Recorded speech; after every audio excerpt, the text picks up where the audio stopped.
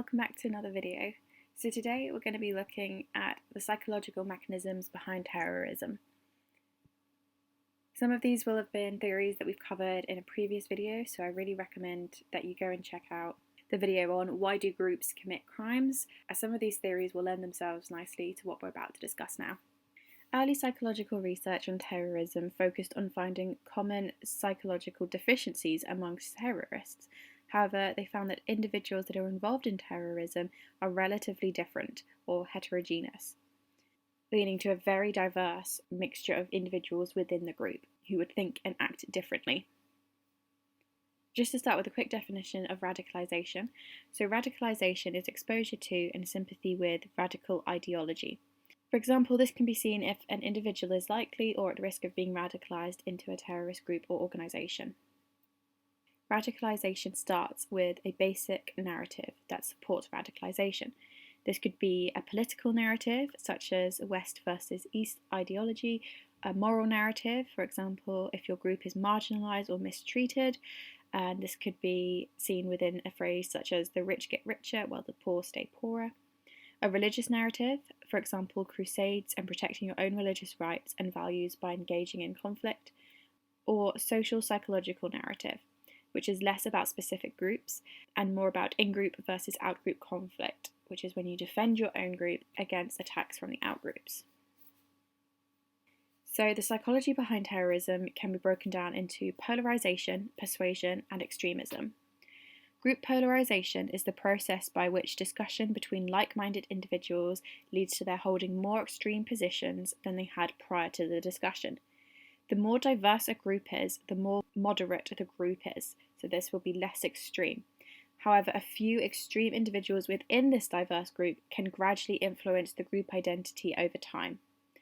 Polarization is heightened if members of the group have a shared identity. They show a high degree of solidarity and if they are connected by effective ties, for example, family roots. A comparison between failed suicide bombers versus non-suicide bombers found that there were several differences. The failed suicide bombers had higher educational qualifications, higher religiosity, higher socioeconomic status, and less violent behaviour, and less personal aggressiveness. On average, it took recruitment of 40 days from the first day of contact to then becoming a suicide bomber. The polarization process leads to an element of impulsivity. You're more likely to carry out extreme acts like suicide bombing by innocent people.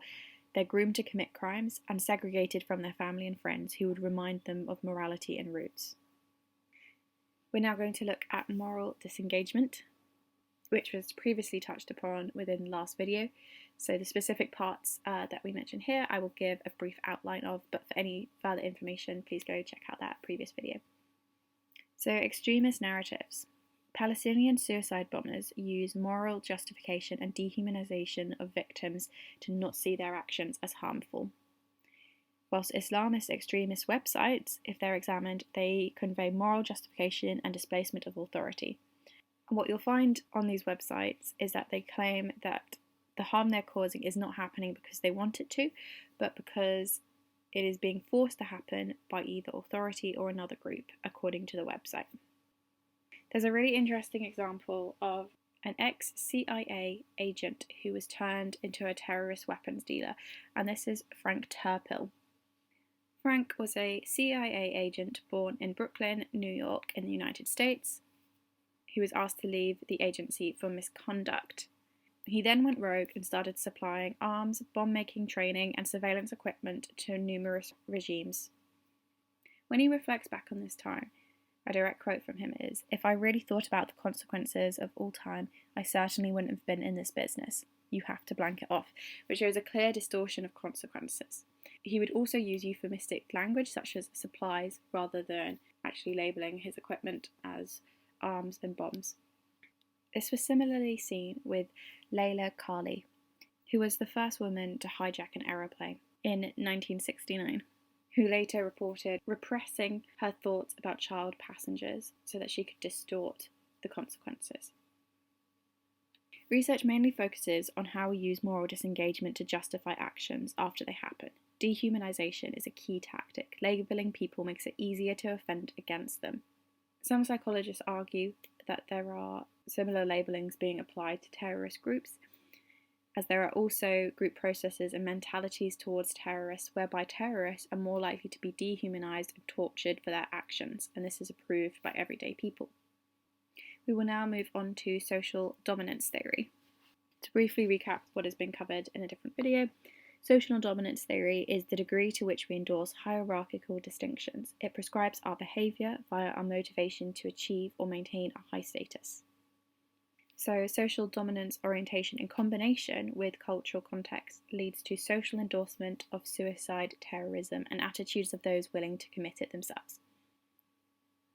Examples of this include a negative correlation between social dominance orientation and support for terrorism against the West, the dominant group, amongst Lebanese and Syrians, the subordinate groups, having a lower social dominance orientation for their own group, compared to the group you are trying to supersede, leads to the support of terrorist activity. There is a positive correlation between social dominance orientation and support for violence, wars of conquest amongst dominant Western groups. Higher social dominance orientation group has more support for violence or behaviour that will marginalise a different group. In both cases, group identification appears to enhance the effect, support and engage in group behaviours if in support. Group processes are not always bad, and we will shortly be releasing a video where we break down how group processes can be used in the criminal justice system. Thank you for listening, and I hope this has been informative.